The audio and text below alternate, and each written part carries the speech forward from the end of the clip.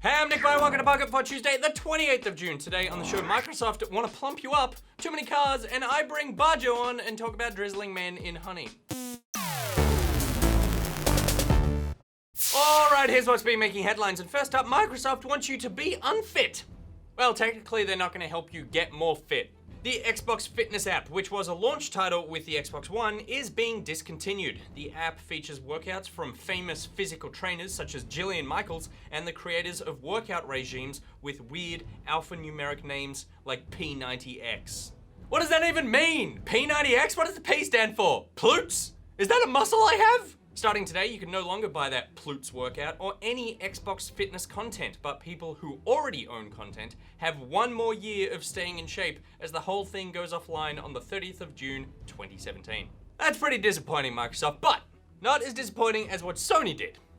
These console wars, man. Everyone's just trying to one-up each other.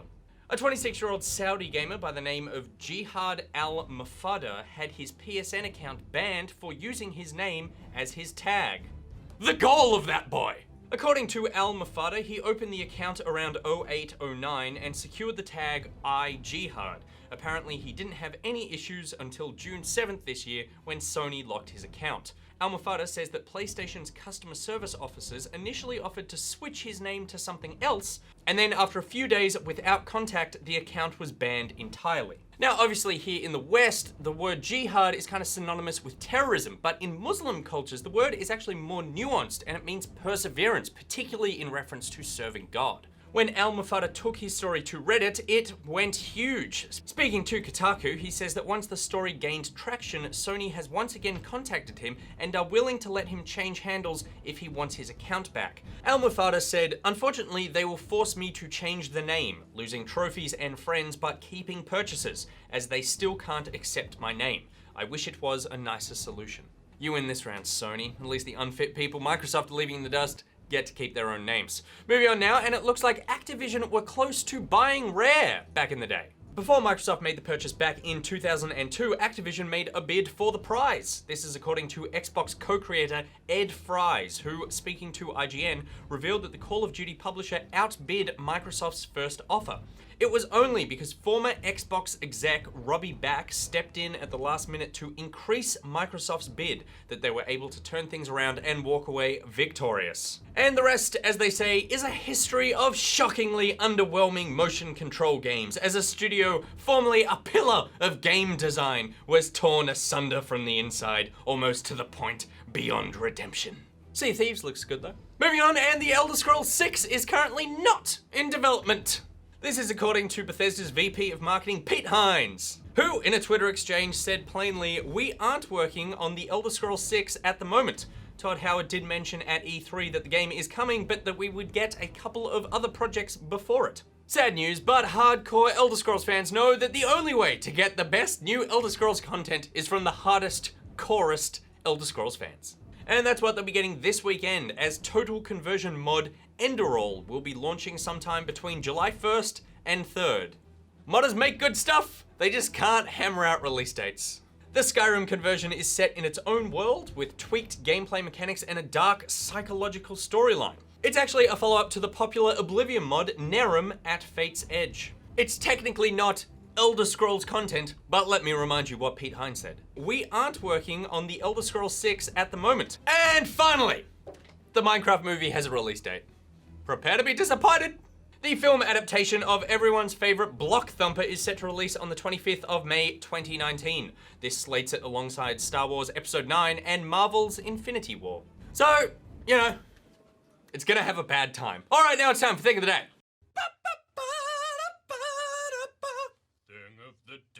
Ever wonder what 42,000 cars looks like on one Trackmania map? Well, wonder no more, because the 42K project by Shorts Productions has you covered. It compiles 42,000 replays, which took 74 dedicated drivers 1 month of their lives to record. May God have mercy on the souls of the graphics cards that needed to render that out.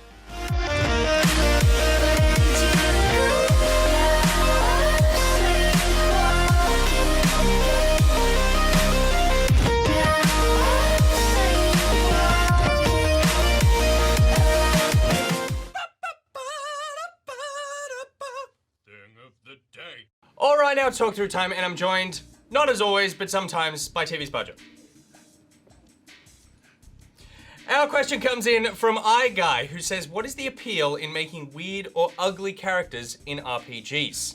You realize now why I brought you in. Why do people want to make characters look super weird instead of making them look like themselves when they're going to use the same character for the next 100 plus hours?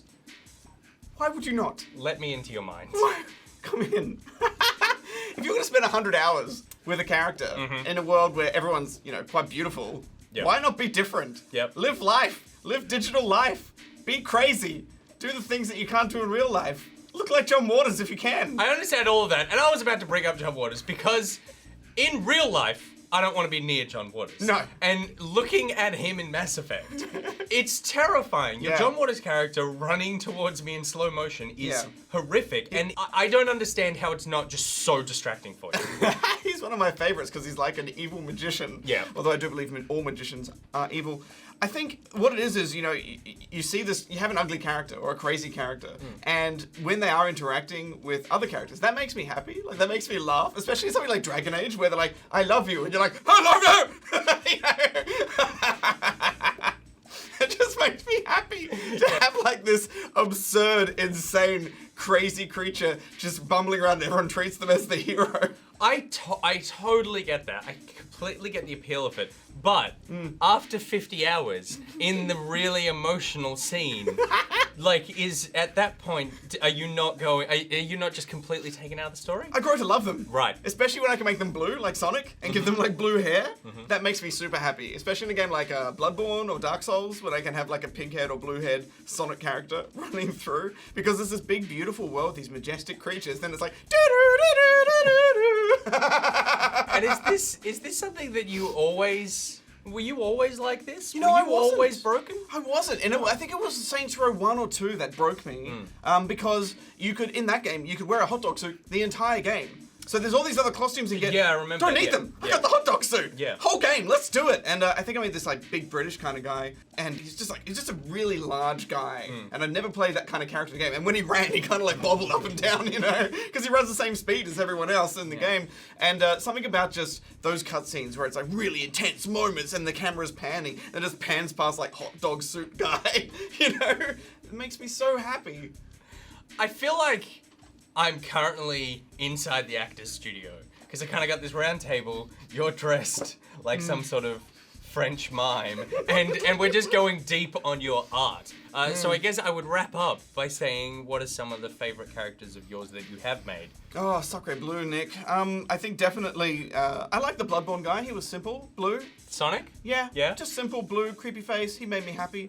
Especially because it's a very dark gothic game, so I think my character was the only bit of colour in that entire game. I love my Saints Row guys. I'm a big fan of John Waters, of course, from Mass Effect is my go-to, when I feel like I need to describe one of my favourite ugly characters.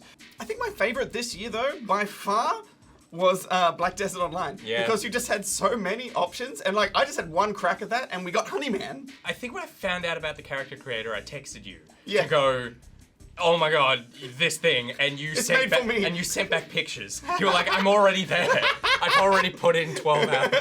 There was just so much you could do. It wasn't really out there stuff. It was just super detailed. So you can make a little podge and then But isn't that the really scary stuff? Because I think that for me, that's why your John Waters one is so scary, because he looks 95% normal, and then there's just something off, and whether it's that pencil mustache or... I like it when you can make it kind of glitch out, so the jaw's in the face. Terrible. They're my favorite. I didn't know who John Waters was when I made that. Really? Yeah, total coincidence. Seriously? Yeah. Oh, incredible.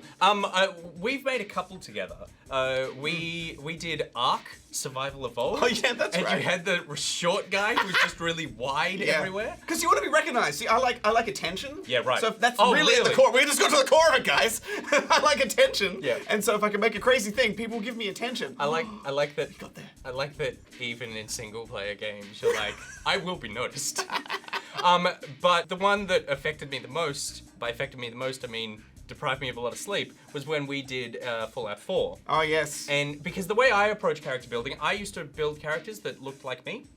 I would just go sort of like white dudes who are moderately attractive. It's usually the first in the list of sliders. Yeah, I It's just like, white dude. It's start game, character, okay.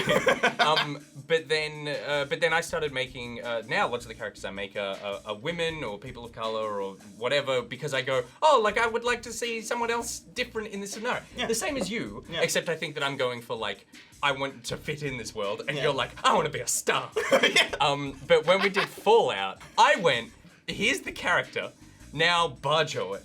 And you took something that was normal and you covered it in burns. Yeah, we blemished it up. When I found that blemish menu, joy. We made them a perfect couple. It was really not fun. But there you go. There's a look inside the mind of an artiste. You're one of those crazy artists where there's a lot of mannequins. We just don't know if it's good or not, but you kind of have to think it's good. Yeah, and I don't want to be alone with you. Yeah. Yeah, which is of course why we have so many people in the room right now. Oh, you're a nice man. You're a nice man who says nice things. Alright, that's it for today's episode of Pocket My Pocketeers. Let me know in the comments if you like to make ugly characters. Is this sort of something that you're into, or are you making people look like you? Let us know, and while you're on the internet, check out Good Game on Facebook, YouTube, and iView. Want to meet fellow Pocketeers? Then join the Pocketeers Facebook group and Steam group. You can follow Good Game on Twitter at Good Game TV, follow Pocket at NichBoy, at Pierre, at GG, at Monkey, and at SamGee. There are links to everything I just said in the description below. Today's Thing of the Day graphic was made by Icy Mind Racer. If you've made a thing, please send it in. Now tonight, Budget Pants, 8:30 p.m. on ABC2. It's Good Game. It's Good Game E3 special, the longest episode we have ever made. It goes for 70 minutes. 70 minutes. 70 minutes. It's a long episode, and lots of shenanigans. We had a whole gang, we had a whole crew. Old mate Pierre was over there. Yep. Hey, we had a good time. Good guy. And we had a Goose as well, and we kind of were like a buddy cop movie. That's what it felt like the whole time. I'm not sure if I'm Jackie Chan or if Goose is. Who drew more focus? No, you wouldn't be Jackie Chan. You'd be Chris Tucker. Okay, yeah. And Goose would be Jackie Chan. We've established your personality on this episode. So that's 8:30 p.m. ABC2, longest episode of Good Game ever. I'm gonna say ever. I don't think we could do another one that can be longer. No, No, it's impossible. because that would make this episode a lie. All right, until tomorrow, Nick. Wait. Of its time. Johan, let's give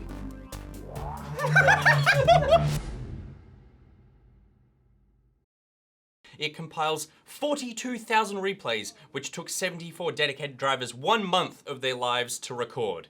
May God have mercy on the souls of the graphics cards that needed to render that out.